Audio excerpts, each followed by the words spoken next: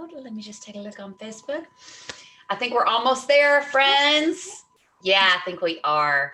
Hey guys, it's Nicole and Dana, and I'm with Stay Wild Child.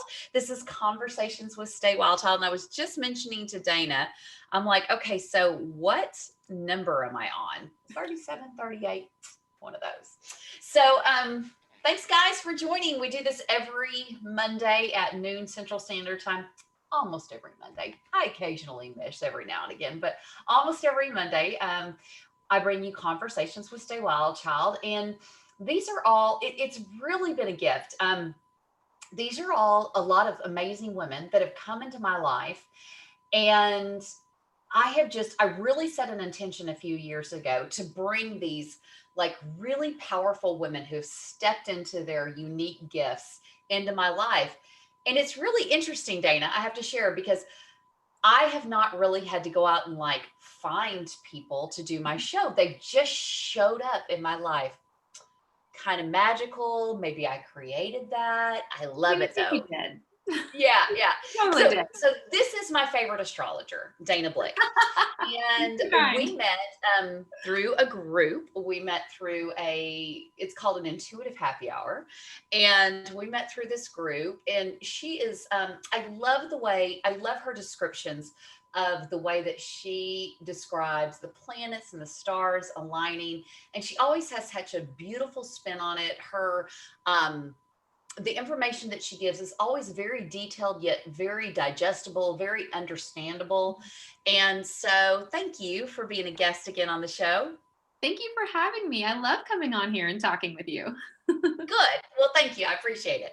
And so I try to have Dana on at least every quarter. I've only been doing the show a year, so I've had her just about every quarter. So I like having her on every quarter because astrology is not my gift, but I love learning about it. I love Dana explaining it to me.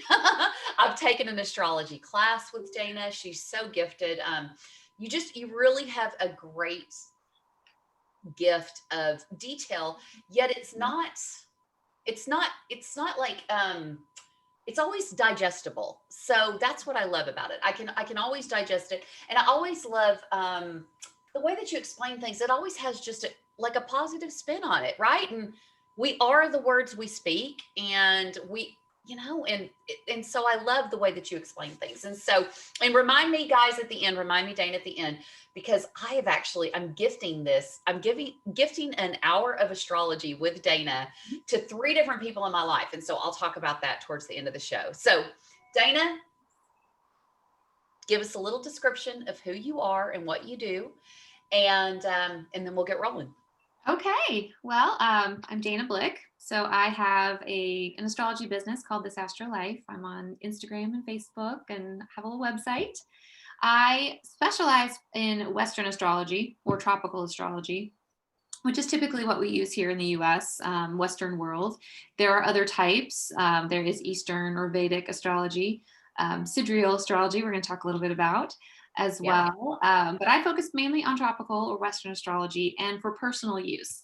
So I really love to help people understand the energies and the cycles that we go through in order to, make life a little bit easier. We talk about being in the flow of energy, right? And releasing resistance to that.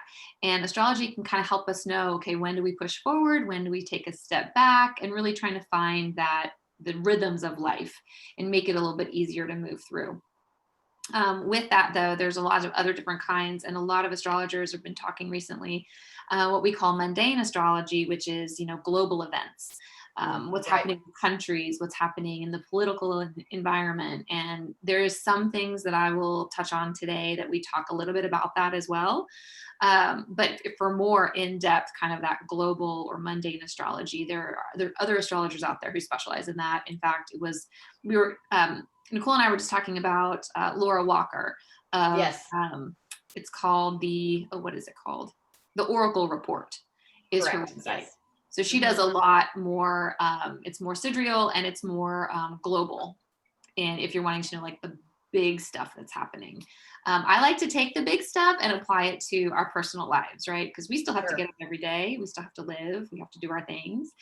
in the regular world. So Right. when all that other energy is happening, it's also impacting us at a personal level, because one way to look at it is we live sort of in a holographic world where everything that's happening on the outside is also happening on the inside. So Yes. my reality, external reality, is a reflection of what's going on in my internal reality. So if I can understand my internal workings, my internal cycles, how I'm moving through the world, then my external is reflected in that. Just as like what you said, Nicole, like you said, you had an intention, you wanted to bring messages of positive, empowered women to the world. You stepped into doing that yourself, and then suddenly everything else around you sort of falls into place. It does. It totally Absolutely. works that way, right? Just So kind of goes in flow. Absolutely. Especially if you're doing what you love. yeah. Oh, completely. Yes. So that's a little bit about what I do. I really specialize working with individuals one-on-one, and I love it. It just makes me so happy. It makes me happy too. I love watching you shine. And I was just looking at you as you were introducing yourself, and I noticed your hair is super long. And we might have talked about this on our last episode of Stay Wild Child, but I know that you're using astrology even with your hair growth right now. Oh, yeah. No, this was an experiment my teacher had taught us all to do last year. And I was like, okay, well, I'm just going to do this because why not? It's a fun experiment. And then, COVID hit, and it was like, well, I'm not doing anything with my hair anyway, so we'll just keep this going. And she had said that if you only cut your hair after a new moon in a water sign, it will grow faster. And so we did this experiment with my hairdresser. We measured my hair a year ago, September, that I got it cut. First started this. It was after the Scorpio new moon. Mm-hmm. And, we measured it, and it has grown about 5-6 inches. Oh, yeah. Which is faster for me. Some people's hair grows fast naturally, and that might not be very much, but for me, that was pretty fast. And I was like, oh yeah. And we were cutting in about an inch every time I went in. So I'm like, it grew super fast. But the idea behind waiting for a new moon, the moon then is building itself up, like it's growing again to its fullest apex at the full moon. So you want to kind of cut it after the new moon. And the water sign specifically, because that's more about like emotion and femininity and all of those types of pieces sort of weave into the women's hair and femininity, all of that. So that's why it was specific to the water sign versus any new moon, although I'm sure any new moon would be fine. Absolutely. And the farmer's almanac is built around the moon cycles, and you can plant with the moons, and I mean there's just so much information out there, and I like it when we have people like you who break it down for us. Oh, completely. I heard, and you probably heard this too, listening to the interview with Laura Walker, but I loved it. It really resonated with me when she said, talking about astrology as God's clock. Nature is God's clock. The cycles of life we go through, we know when to go to sleep when it's dark out. We know when to get up when the sun comes up. We know when to plant, when to harvest. We know when to take a break in the wintertime. All of those things we think about are the natural rhythms and timing, God's clock in our lives, right? Well, the same with the way the planets rotate around the earth. They rotate around the sun, but astrology being an earth-centric study, we look at where we are in relation to the planets, and we are on Earth. So when we think about how they move, their movements are predictable.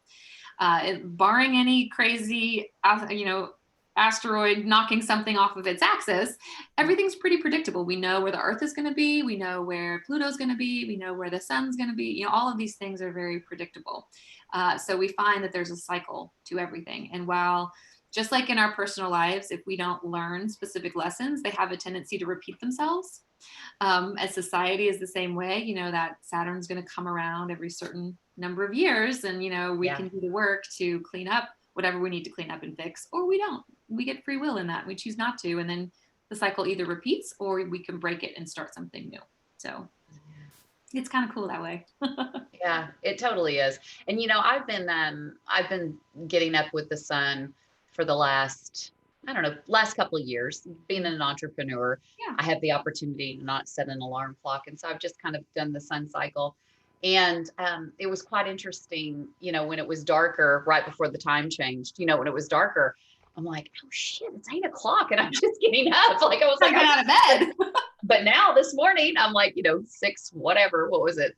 40, I think it rose, something like that. Oh, Yeah. 6:20, I don't even know.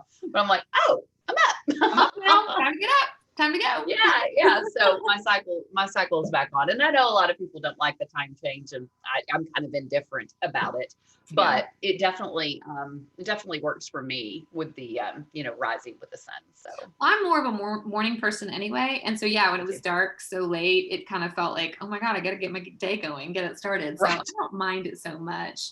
Mm-hmm. I prefer when we have lots of light generally. So I like the summertime, but it's okay. It's the regular time, I guess, standard time. It's so short now. It's only like a couple months. We go back to daylight savings in March. So I'm like, all right, well, I can manage for a couple months, 3-4 months. It's fine. Yeah. And they give us all the happy times, right around, even when it is darker. Yeah, it's all the holidays. All the joyous holiday times. So exactly. Yeah. So let's get into it, Dana. Let's get into what's going on, because I know there's lots of movement in the planets, which I guess they always are. So, but these are things that haven't happened in thousands of years. Mm-hmm. And this whole year has been this way, right? 100%. This whole year has been, it's going to go down in the history books, right? Right. This is a very pivotal year for, I think, each individual person, but then as a humanity, as a collective, also very pivotal. We've entered into this new era of, the 2020s, right? Not just this year, but decades to come, right? And we think about 2020 being about perfect vision and figuring out, okay, what do I want my life to look like? What is the vision for my future? What is the vision for my neighborhood, for the people around me, all of that, right? So we've been asked this whole year to really get clear on what we want in life.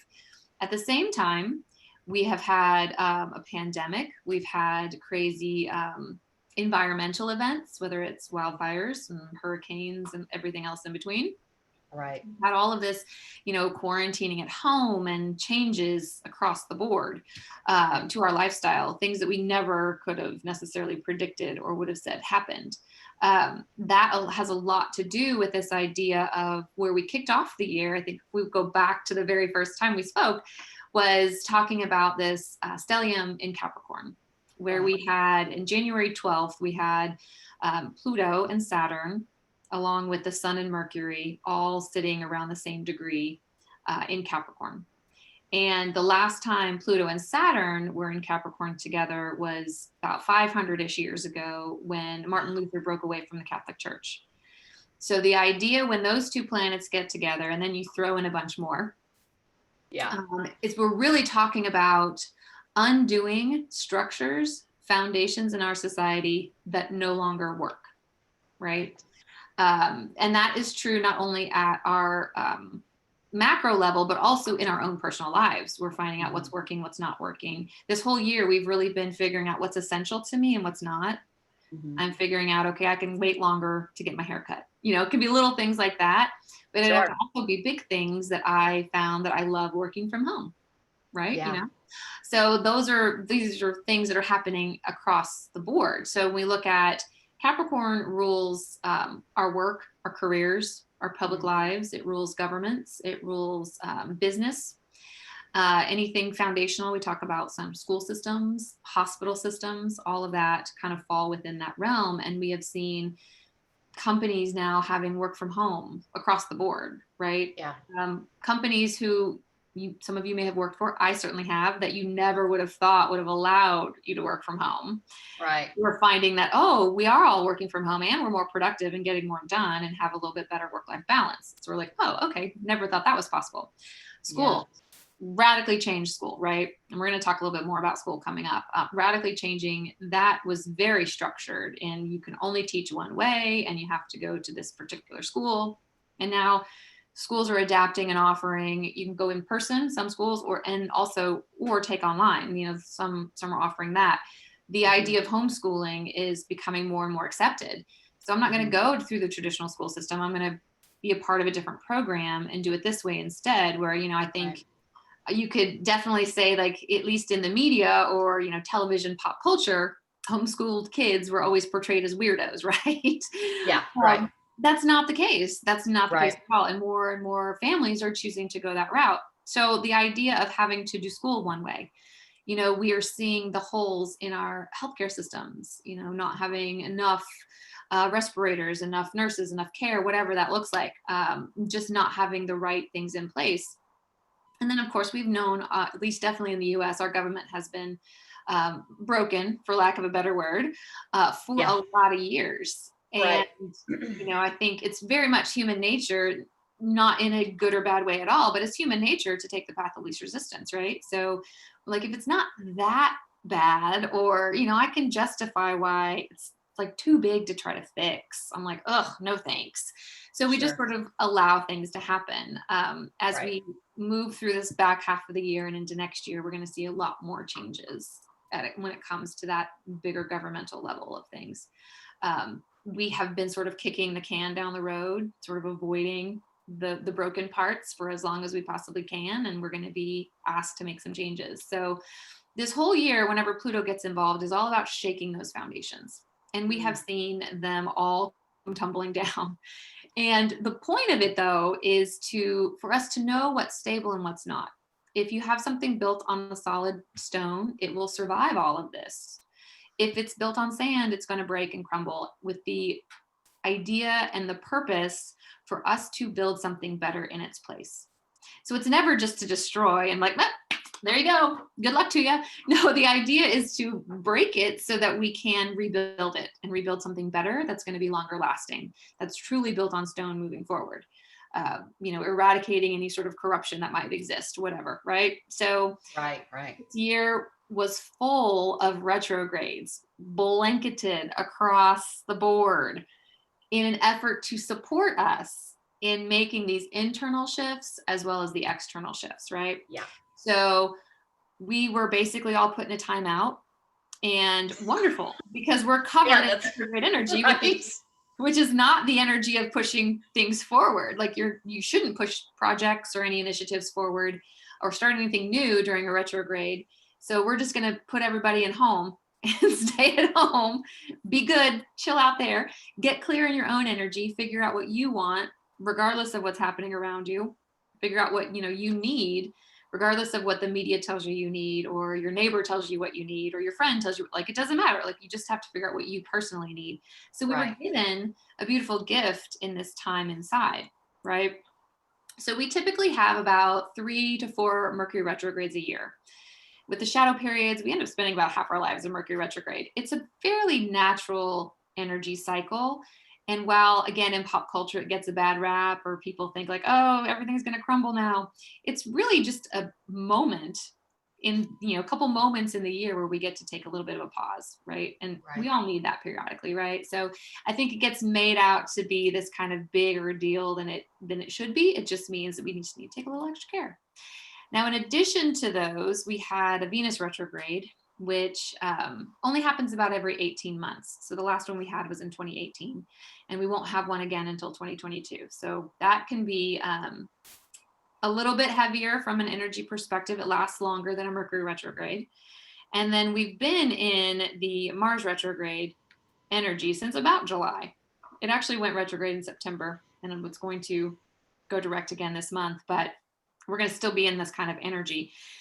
And Mars retrograde is probably the heaviest of all of these retrograde energies, because it really wants us to slow down and to rest and take a break and take naps and not try to push things forward, because it can because things just sort of get delayed. It's a natural time of life that things get delayed, that when we try to push forward, we get frustrated, we get a little bit angry, quicker, shorter tempers. All of that is sort of in combination with Mars retrograde. But if you think about definitely American society and many other cultures in the world, is we're always trying to push forward. We're like, early bird gets the worm. You got to get up, you got to get going, you got to hustle, all this stuff, right? Whereas when Mars goes to retrograde, it's like, nope, take a break, time to pause, take a minute. We never slow down in our lives unless we're sort of forced to. And that's what this Mars retrograde energy does for us. Mars only goes retrograde every 2 years. So again, we're not going to see this happen again until sometime 2022. So having this whole year covered, when we talk about not only the time, the actual time that the planet is retrograde, but when we add in the pre-shadow period and the post-shadow period, which is when the planet is starting to slow down to get ready to make its turn, you know, all that energy we start feeling it is in the pre-shadow period, it sort of builds up to that intense energy. And in the post shadow period, we sort of, everything gets lighter every day after, but we're still kind of in that little bit of that energy. So we really only had about one open window at the beginning of this year, which was like January to February. Then that was it, which you think, okay, well, COVID hit right around that time. And, you know, by March 16th, most of us in the US were sent home from our jobs and time to quarantine, all of that. So it really, really aligned very nicely. So this year has been crazy from that perspective. And then we add in Jupiter into the mix. So beginning or end of last year and throughout this whole year, Jupiter has been in Capricorn. And in the last several months has really, this back half of the year has really caught up to, because Jupiter moves faster than Saturn and Pluto, caught up to Saturn and Pluto. So now we're looking at this Saturn, Pluto, Jupiter conjunction. So Saturn and Pluto are still, you know, shaking the ground, shaking the rocks and that foundation. And then you add in Jupiter, which is the great expander, amplifying all of this. Right around a US election, right around, like, all of this is happening right at this point, at this kind of pivotal point in the year.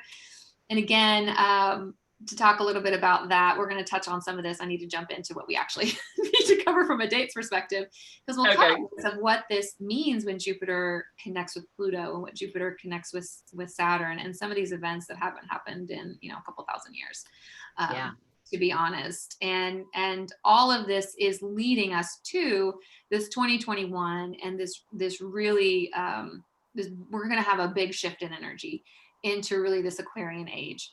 We've been sort of, and there's a lot of disagreement, I think, there's a lot of variation in the astrological community of when the age of Aquarius truly started. Some say like 2000s, some say 2012, some say just now. How I see it is very similar to, we talk about this, kind of the shadow periods of retrograde. Right. So it's been building up. Overlap. There's an overlapping of energy. So it's not like, okay, we stop Pisces and we start Aquarius. It's more like Pisces is petering down and Aquarius is amping up, and you sort of have this sort of crossover section. And really, we've been in this Aquarian energy, but it's really taking root at the end of this year. Okay. We're kind of being pushed into this next wave and bigger energy shift. So we just on Saturday had the beautiful blue full moon in Taurus. The moon is still so bright. Like even this morning I was out on my walk and I could see it and I was like, oh my God, it's still so big and beautiful. You know, we only have a blue moon every couple years where you have 2 full moons in a month. So it was again, another magical opportunity for 2020. Yes. And we had it in Taurus. And so we had the moon was in Taurus opposite the sun in Scorpio. And there's a lot about, you know, Taurus being an earth energy, Scorpio being very water being emotion and intuition, Taurus being our physicality and our earth, right? Our stability, all of that is sort of this mystical connection of bringing our emotions and our physical bodies in alignment again, right? It's our how we live, how we build things. Again, that full moon in Taurus about releasing anything that's holding us back from moving forward and building our next phase of the future, because that's what we're being asked to do right now. So that sort of kicked off this whole week and moving into this month. Tomorrow, Mercury goes direct. So I feel like it's no coincidence that we have Mercury going direct on an election day. Mercury rules our communication. It rules our thought processes, how we learn, how we speak, what we think. All of that is linked to Mercury. And we have Mercury has been kind of retrograde, causing confusion, causing a little bit of chaos, is now going to be going direct on the very day that we have our election in the US. So I just love when everything sort of syncs up that way. There's no coincidences. No, there's not. I know, right? It's kind of crazy. But we do have a little bit of a shadow period after that. So about through November 20th, we have the post-shadow period. So every day after tomorrow, the energy starts to get lighter and lighter and lighter. It's probably going to feel most intense tomorrow because when a planet goes from retrograde to direct, it basically stops and is sort of standing still before it picks up speed again. So that can be kind of an intense day. So again, just lots of self-care. And if you don't have to be out, maybe don't, just stay in. Just take, all that kind of stuff is a little bit better for everyone for lots of reasons. But from that perspective, we have that going direct. Mercury is also going to be making a square to that Capricorn stellium of Pluto, Jupiter, and Saturn, which a square is a 90-degree angle. And squares are all about teaching us lessons in life, right? What do I need to learn? So they're seen as a little bit more challenging, right? Because if our lessons were easy, it'd be a whole different ballgame, right? So there's a little bit of challenging aspects tomorrow for that from a general perspective. So again, kind of just staying inside, maybe really getting clear on what you think about things, despite what the media says, despite what your friends or families are saying. Maybe it's a pause from too much news. I mean, we all are curious about the election, but just be sparing with some of that because you want to get really clear about what you think, regardless of what other people think. And it might be a day of seeing things differently than we might expect. Because everything is on this teeter-totter right now, right? Everything is really shifting. So making sure you have your own strong foundation personally, then no matter what is shifting around you, it's a little bit easier to move through. All right, so then on the 12th, November 12th, we have Jupiter and Pluto coming to an exact conjunction. So we're feeling this energy now because they're close enough in each other's orbs or fields, but they become an exact conjunction on the 12th, which is one of the closest times they've met up in a long time. Okay. So this is all about, Pluto's all about transformation at the deepest level. It's about power and empowerment. And then again, Jupiter is that expander, an amplifier. Jupiter is a benefic, a very positive planet, usually bestows gifts. So when we think about these two planets coming together, it's a lot about expansive transformation, both personally, but we're also going to see that in the external environment. Right. And I like to weave in a little bit of numerology where it makes sense. I'm not an expert in it, but I know a little bit enough. And I think it's really telling that these two planets are meeting up at 22 degrees. So 22 is the number of the master builder. Right. Again, we are rebuilding our future. We are rebuilding it in a beautiful way for what we want to see. Our personal futures, right? Our personal lives. So, how you want to expand State Wild Child, how I want to expand my personal business here.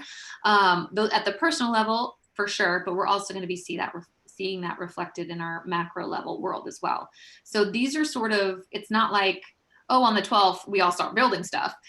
It's this energy that's going to sort of propel us, sort of push us into this 2021 and these future decades is kicking off now to get us sort of going in the right direction. So it's a beautiful day to really think about what you want to manifest and acknowledge even how you personally have transformed through this whole last year.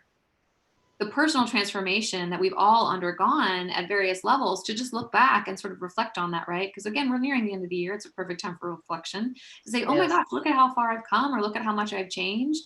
Just look at what's happened. And then, okay, let's figure out what else do I want to bring forward with me into the future. Yes. All those aha moments of 2020. There have been so many. So many, because we had to stay our asses at home. So nothing else to do and be with myself, and maybe spouses and children, but that's it. That's all you got, right? So yes, we've had the time. Yeah, it's been perfect. Exactly. Okay. And I love that we're getting it on November 12th, because November 13th, 14th, depending upon your time zone, Mars is going to station direct. So again, it's an intensification of energy because Mars is going to be standing still. And we have that Mars retrograde post-shadow period through about the first week of January. But every day after the 14th, it starts to feel lighter and lighter and lighter. And we start to get more energy back. We start to kind of feel like, oh, I have this idea I want to start working on now, or pushing things forward a little bit more. Not so tired, although the energy is still kind of intense. But, we start picking up a little bit more of that good kind of energy and vibe again. So that's happening on the 13th, 14th. Perfect. So you going from day that you sit down, you manifest, you go over your ahas, And then you move into some And good then it's time to energy move on the into energy of making it happen. Yeah, Right? yeah, yeah. I'm gonna Love start it. to build it. Mhm. Yep. Which I love. Yeah. At this point, all of the personal planets will now be direct again.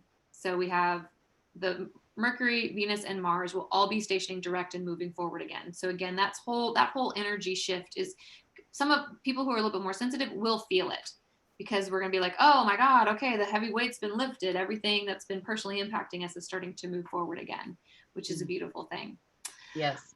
Then on the 29th, because the hits don't stop now, the 29th, we're going to have Neptune station direct. So the outer planets typically are retrograde about 6 months a year. And so we finished the Jupiter retrograde, we finished the Pluto retrograde, we finished the Saturn retrograde, and now we're finishing the Neptune retrograde. So the only outer planet that will be in retrograde will be Uranus. And we're going to talk about, he's coming up for 2021. So we'll talk about him in a minute. But we're going to have, again, this Neptune going direct as well. And Neptune is a place in the chart that can be about our dreams, our spirituality. It can be about a little bit of blurring of the lines. Neptune is all about the oneness, right? It's our connectedness to spirit. So this beautiful energy pushing us forward again. This is really, this time of year on the 29th, we will have the most direct energy in the chart that we've had all year. So again, we're like coming out of this, we're sort of waking up out of this sleep state, this sort of dream state, getting ready for what's going to happen for us in 2021, which is a lot of fast-paced energy. So I'm like, enjoy these last couple of weeks, people. Right. I know we've sort of complained and moaned about being stuck inside and nothing's open and I can't go anywhere. I guarantee as we get into next year, it's going to be like, remember those days and we didn't have to do anything and we could have just like took naps all day? I miss those days, right? Because it's not going to last. So again, take advantage of these next, 4 to 8 weeks, 8 weeks-ish now, to really dig in. If we haven't done that manifesting work, if we haven't figured out what we want to create or build or what we're ready to leave behind and let go of, like, take these next couple weeks and do that work because it will serve you well next year. All right, then we're going to move into our next cycle of eclipses. Like it just keeps going. On November 30th, we have a lunar eclipse in Gemini, and then eclipses happen in pairs. So then on December 14th, we have a solar eclipse in Sagittarius. And I think we talked about eclipses a little bit before, but eclipses they have the energy very similar to Uranus. Eclipses are like sudden things happening out of the blue. Big kind of lightning strike type of stuff, unexpectedness. With that, it typically brings drama because either we don't want to let go of something or we're not ready for the new thing that comes in. But what eclipses are all about, it's removing the old and bringing in something new. It's removing what no longer serves you and bringing you your next thing. It could be a lesson. It could be a gift, right? It just depends on how you want to look at it. We get to choose our reality in that sense. Right. So these eclipses, we are in the energy of the eclipse now. Again, kind of a little bit like that pre and post shadow period is right. We have the eclipse energy. This eclipse is in the cycle lasts about 18 to 24 months. We're in the Gemini Sagittarius cycle now, and that's going to last through the end of next year, through the end of 2021. It's about an 18-month cycle. And anything eclipse related can happen in that time frame. But the closer we get to the exact eclipse is when that energy sort of heats up. So if you think of a pot on a stove just sort of simmering, and as we get within about 4 to 6 weeks out from the eclipse, we've cranked it up to boil. Yeah. And then after the eclipse, we turn it back down to simmer, right? So the Gemini Sagittarius cycle has everything to do with communication, school, elementary school, as well as higher learning. It has everything to do with transportation, both in our local environments as well as international. It has everything to do with our belief systems. So what do I believe? My philosophical beliefs, religious beliefs, anything to do with metaphysics, anything in that realm, as well as just how I communicate. Siblings is also represented by by Gemini. So stuff with siblings can come up, in this eclipse cycle. The lunar eclipses are all about removing things from our lives, and solar eclipses are bringing new things in. So we have seen our education system flipped on its head. This cycle of the Gemini Sagittarius eclipses started this past summer. So we've already seen how trying to figure out how to do school. My sister's kids, they thought they had a plan. The school just sent them a notice. Oh, we're changing things again. We're going to try something else. They're going to shift classes. Now they're going to have a different teacher. And you're like, what? Where did this come from?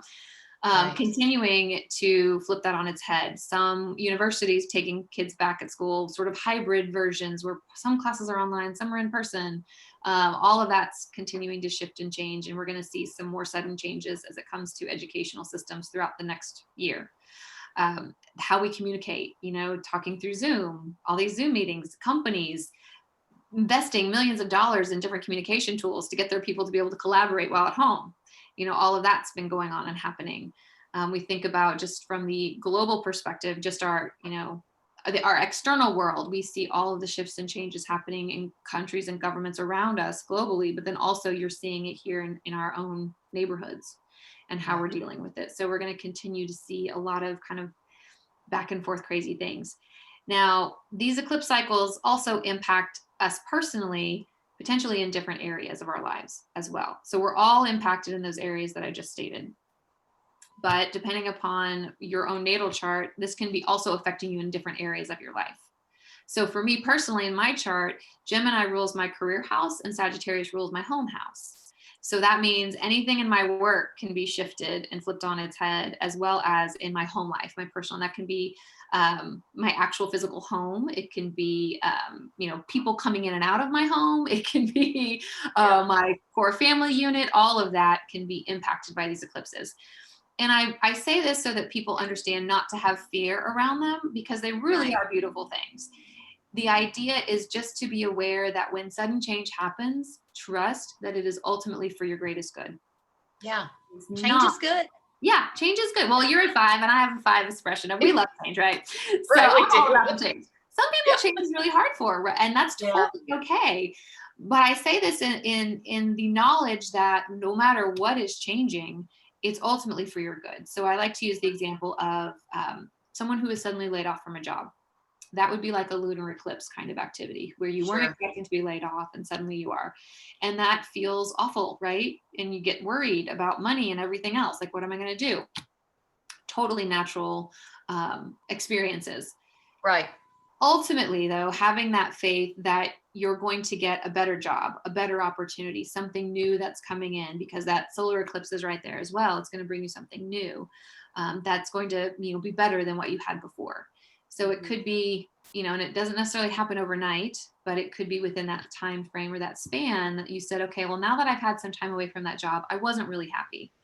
I worked way too much, or I had a difficult boss or a difficult coworker or whatever else, that you suddenly are like, okay, well, maybe it wasn't so bad that I got laid off. And now I have this new job opportunity that this feels really good to me. So in those moments where something has changed that maybe you weren't ready for, so we talk about that resistance, right? Right. We talk about like letting go of that resistance. It says, okay, I'm going to surrender. This doesn't feel good. Yeah. Let this go, but I'm going to surrender to it. And I'm going to make a list and write down or think about what I want in my new opportunity. How do I want to feel in it? What do I want it to look like? Where do I want to work? All of those things. And as we get, taking time to get clear and redirecting that energy into the future, into the positive aspects of it, it can kind of help relieve some of the grieving process that has to go along with whatever has been removed, whatever that loss might look like. So we've got eclipse stuff happening now. Again, what I love about this November 30th eclipse, well, one, it's on my birthday, but two, it's at 8 degrees. So 8 is the number of expansion and abundance in numerology. So when we think about, okay, yes, it's a lunar eclipse, so something's going to be removed, but it's going to be removed with this beautiful abundance kind of energy to it, right? Like to say, the next thing that's coming is going to be like super bigger awesome. and better. Yes. Right. Yes. Bigger and better. Exactly. So that's what that number 8 signifies to me. So again, just you can be observing this in your own life, but also the people around you could be happening in their lives too. So for some people, it can be a major life event. Other people, it might be just something a little bit smaller. So it's just still happening. So it's kind of fun to sort of like, let me observe and see what is the thing, and versus being super attached to it. Absolutely. This is happening. Right. All right, next up, we have, this is the big event that I wanted to touch on. We have the Jupiter-Saturn conjunction. Now, Jupiter and Saturn meet up. This is happening on December 21st, so the solstice. Okay. I'm Yeah, like, nice. all these things are very interesting. Right. Their energies are going to be touching before that, but this is when they kind of become their closest, is on that day. And so Jupiter and Saturn meet up and are conjunct about every 20 years. So, you know, it's a big deal, but maybe not that big a deal, right? Yeah. Well, they go in cycles of 200 years. So for the last 200 years, every 20 years, they meet up in an earth sign. So they've been meeting up in Capricorn, they've been meeting up in Taurus, they've been meeting up in Virgo for a 200-year cycle. On December 21st, they are meeting up in Aquarius. So we are shifting into, they're meeting up at 0 degrees Aquarius on the 21st. So this is this shift into this Aquarian age and this Aquarian energy. So for the next 200 years, every time they meet up, it will be in an air sign. Wow. So leaving this physical and moving into the more mental. Aquarius, and this is sort of setting this stage, right? It's because they're meeting up for the first time in an air sign, in the Aquarian air sign, then it's going to be, that's going to set the theme for the next 200 years. The last time they met up in Aquarius would have been about 2,400 years ago. So we talk about, it's not happened, this hasn't happened in thousands of years. We've looked at this Capricorn stellium, which hadn't happened in hundreds of years. And even before that, having Jupiter involved in there too was like a couple thousand years ago, right? So we're talking about these major astrological events that are propelling us into this new world that we're trying to build here, right? This new vision that we're putting together. So from that perspective, we are beginning a new era. Aquarius is all about humanitarian efforts. It's all about, I love it because they're considered the quirky sign of the zodiac. And they're interesting to me because Aquarian energy values individuality, right? It values you being a different person than me. But at the same time, Aquarian energy also says we're all people. We're all the same, even though we're all different, right? So I think that's just a beautiful message. Aquarian energy is all about what we do for the greatest good, you know, the greater good of all. It's an air sign, so it's very mental. It's thinking, it's logical, it's very innovative. It's all about uniqueness and individuality. It's also a sign of revolution. So Aquarians can have a rebellious streak, if we think of it just rebellion for the sake of rebelling, on the lower end of the vibrational spectrum. But when we think about Aquarians at their higher end, it's about revolution of what needs to be changed. So 2020, all we have done is just shake those foundations to identify what needs to be changed. And as we move into 2021 and beyond, we're now going to be shifting into this Aquarian energy of, okay, now what? Let's figure out what we need to build. What can we do differently? How can we serve the most people? How can we remember that we all bleed red? And yet at the same time, I'm going to value your difference of opinion and your different belief system, and what makes you special and unique is different than me. And that's still great, right? It's a whole new kind of way of living. That's not to say, again, that on December 21st, we're all going to feel that, but we are going to be building into this shift of things to say, okay, now we've got to make some real changes in that space. So I love that it's happening on the solstice, which is the fewest hours of daylight. Right. So in that moment, it's to say, okay, creation comes from darkness. That's why we talk about the new moon is a great time for manifesting, because creation comes from darkness. You can look at biblical stories of Genesis. You know, the first thing God created was the light, right? Darkness before that. We think of the womb, the female womb, right? That's completely dark. And that's where life happens, right? In that moment, life happens and creation happens in that darkness.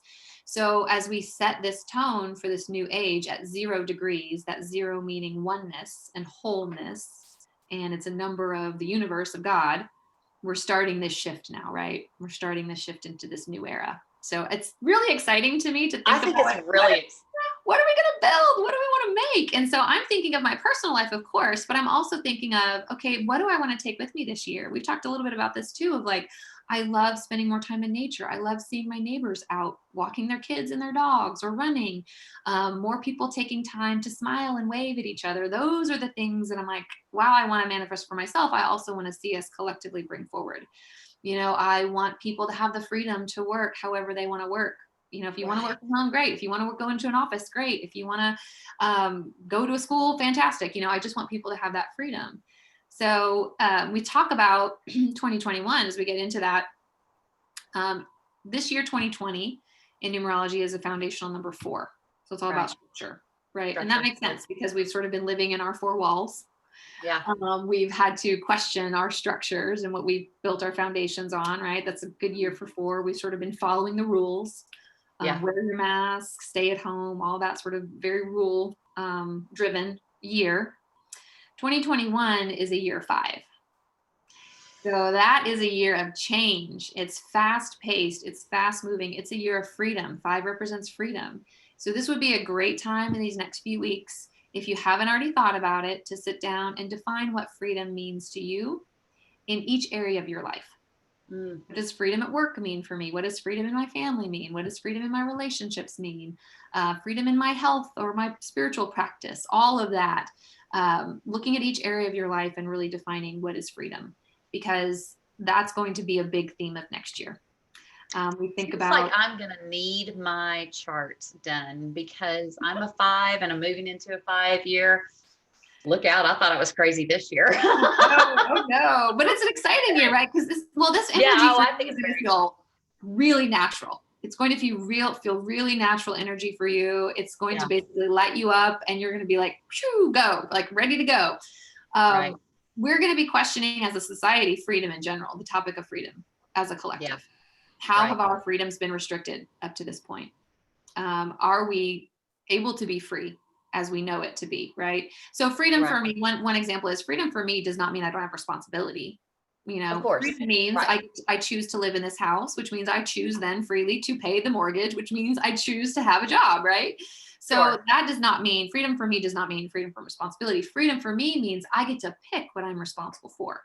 Yes. Right? I get to choose what I'm responsible for. So that for me is freedom. And freedom is going to look different for each person, but it's important that we all get clear on what that looks like, because next year there's going to be a lot of freedoms questioned.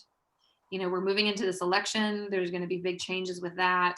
There's going to be, I think we'll see just a lot of truths uncovered that maybe have been hidden for a long time, that things are going to be coming out of the woodwork that we're going to be shocked and surprised by. I think the first part of next year is just going to be like a what just happened? We're shifting, this big energy shift. We're having a lot of changes at the political levels, not only in the US, but across the globe.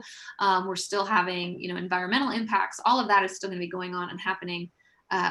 So we're going to need a minute at the beginning of the year to sort of like make sure we're clear.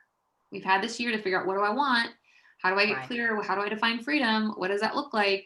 And then we're going to move into this year of like much faster paced feelings of, focusing on my freedoms and focusing on, there could be other types of revolutions coming in the next year, not just, and it doesn't mean in a traditional sense of like the American Revolution where there's war, but there could be revolutions in other things, revolutions of information being revealed, different ways of that manifesting. So it's just be aware of all that stuff.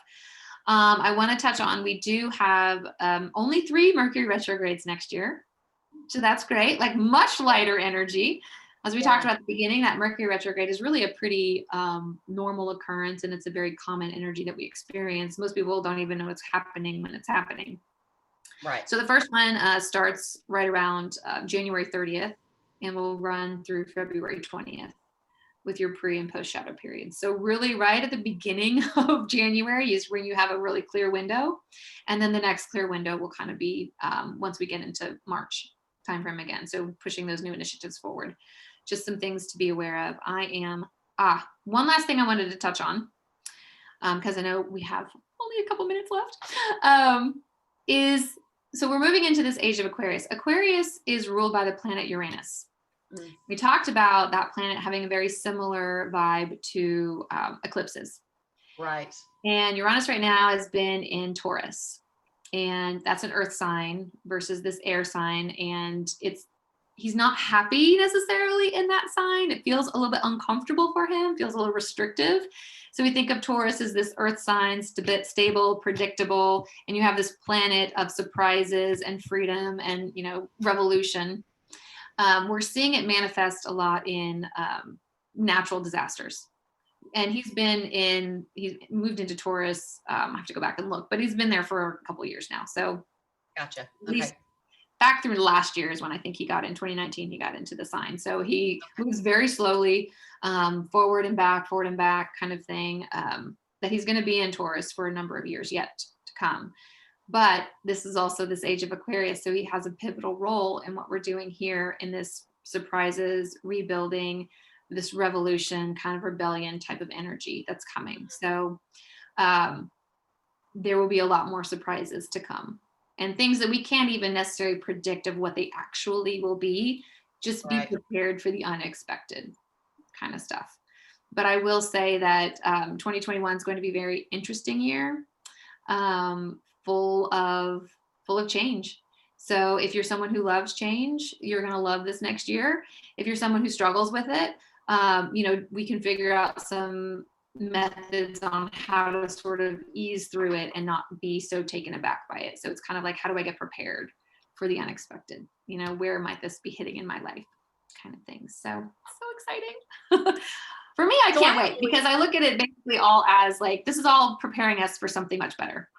Absolutely. Right. Mm-hmm. I mean, yeah, we're just projecting into, I think, a better way in a lot of different areas of our lives. And I'm excited about it.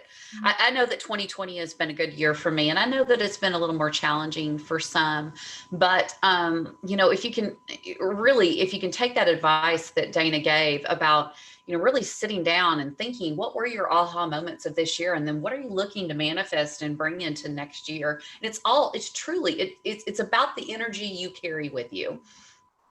100%. We get to choose our reality. Yeah.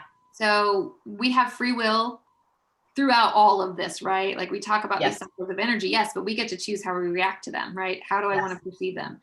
I have loved 2020, right? Like I discovered a whole bunch of stuff about myself that I didn't know. I've had so many opportunities to, reconnect with people in my life in a much better way. I got to work from home, which I thought I'd kind of like, but I was like, oh, maybe one day a week. And I'm like, no, every day a week, I need to be working from home. All of that I'm learning about myself, what I need, what I don't need, what's essential in my life, what's not. All of those things have been beautiful gifts. And so I choose to look back on 2020 and say, like, I've had an amazing year. We get to create that reality that we experience. And I am excited for what 2021 is going to bring. It's going to be a different experience for sure. A different way of moving through the world, but I'm excited to see what gifts come from that as well. 100%. Okay, so the natal chart, the readings that you do of the natal chart, that is your time of birth and basically like an overview of your life. Yeah, so I do a couple of different types of readings. The first one we start with is the natal chart. That's your birth chart. It's basically your operating manual or your operating manual. Okay. Right? That was the word I was looking for. Yeah. Okay. You're born. So where you were born, the day you were born, and the time you were born. I can do one without the time, but you get a little bit more detail with the time. Yeah. That is a picture of who you are. And understanding that is the foundation for moving to other readings. So when you can understand, okay, how do I learn? How do I love? How do I think? How do I see myself? How do I move through the world? That'll give you a clue in to say, okay, do I like change? Do I not like change? What areas of my life are more of a focus than others? Like this whole guidebook for you, your handbook, operating manual to say, okay, when I'm faced with a challenge, how do I respond? And when you can understand that, then you can say, okay, here's where I might want to make changes, or here's where I want to adjust things. Yes. And then after you understand your birth chart, we move on to what we call forecasting predictive transit charts. Right. So then we would look at and say, okay, what's happening in the sky right now compared to your birth chart will tell you kind of things that are coming up for you in the future. So I would look, at your chart, Nicole, and we might pick today, and I can say, okay, your Venus is making this angle, which means it's going to be a really great day, or you're going to feel really connected to your spouse, or you're going to have an argument with somebody, right? Like we can look at it and say, okay. And then we also look at those outer planets that are making longer term transits. So we talk about Capricorn, everything I said was true for us collectively, but then wherever Capricorn is in your chart, you're going to have another spin on it. So my Capricorn energy is in my 5th house. So all of this heavy, crazy, once in several hundred years, thousands of years is moving through my 5th house, which is my house of fun and play and children and romance and all lots of transformation on creativity and how I see myself as a creative individual is being transformed at the same time this year as work and public life kind of stuff has been transformed. So we are always, most of us are getting a 1-2 punch. Some of us have what we call a natural chart, which is when Aries is on your rising. And then all of the sort of signs fall into their natural places. So you just get it, your Capricorn's going to be in your 10th house as well. You'll get like a double hit of energy. But sometimes it's good to know that, because you might be like, well, why am I experiencing all this craziness and the person next to me isn't, Right. They're going to experience it at a different level because maybe they have Capricorn in another placement in their chart. So yes, they got sent home to work from home like everybody else did, but they're also experiencing Capricorn energy in their 2nd house, which might be a house, which is the house of finances and resources, right? It's a different kind of energy that they're going to be impacted in a slightly different way. So this is how we personalize it, because every individual is a snowflake. Every individual is like a thumbprint. So even twins who are born minutes apart are going to have slight variances in their charts that make them different people. Mm-hmm. So we like to look at and say, okay, how are the cycles that we're experiencing now out in the universe impacting you today?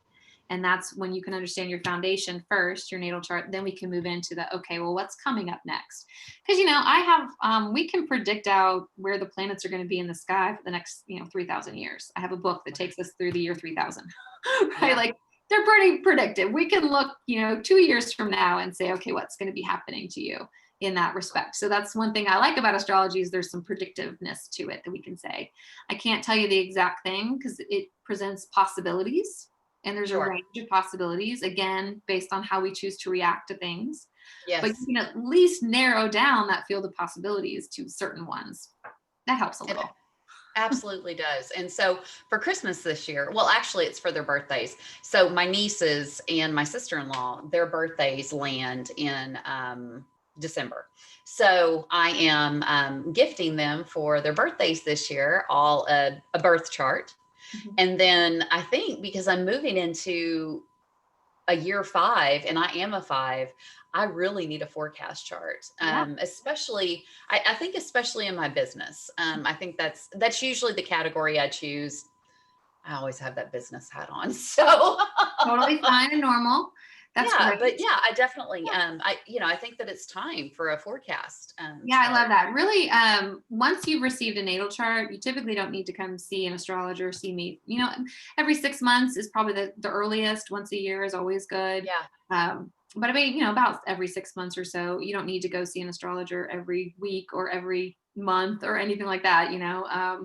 Life kind of, the faster planets sort of move through, and some days are good and some days are bad.